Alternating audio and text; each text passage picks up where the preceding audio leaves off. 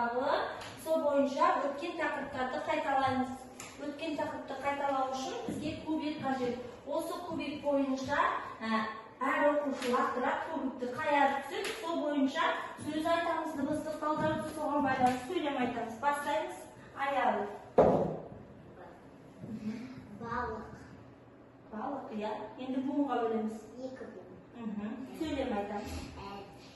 Менің әкем балық аулауға барды. Жақсы, жарайсың, өте жақсы. Келесі інжу. Тадан басталатын таңа. Енді буынға бөлеміз. 2 буын. Иә, 2 буын жақсы. Менің әкем жылқыға таға тақты. Жақсы, жарайсың. Келесі Санжар.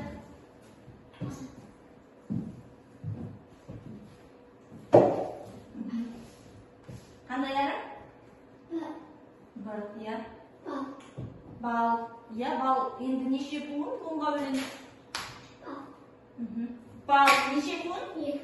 Bir buğun. Иә, балар? 2 буын емес. Бал. 1 буын. Енді жұмыртқа, жаңбыр, өтетін қайтасында қандай әріптен басталыпты? Ж әрпінен басталыпты. Өте дұрыс, яғни балалар, бүгінгі өтетін тақырыбымыз Ж әрпі екен. Ж әрпі. Ж бізде айтып көрейікші бәріміз Ж деп. Бәріміз көрмесек Ж. Яғни бізде бұл дауыссыз дыбыс, созып айтпаймыз, өкпеден шыққан ауа кедергіге ұшырап айтылса, дауыссыз дыбыс деп айтылады екен. Яғни Ж әрпі бізде дауыссыз дыбыс. Бұл сөздің басында, ортасында, аяғында келеді. Кейбір ғаш деген сөздердің соңында келеді. Көбінде басында, ортасында қолданылады. Жақсы, енді бәріміз оқулығымызды ашамыз, әліппе оқулығымызды. Оқулықты аштық. Бәріміз енді осындағы Ж әрпіне байланысты сөздерді оқимыз.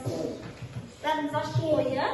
Жел, аяру бастап оқиды. Жел, жер, жал. Кім оқиды? Жол, жеміс, жеңіс. Жақсы. Келесі.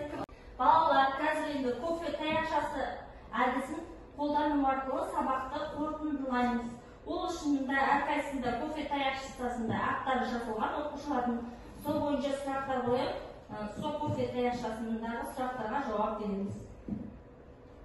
Азат, бүгін қандай әріп өттік? Ж. Жақсы.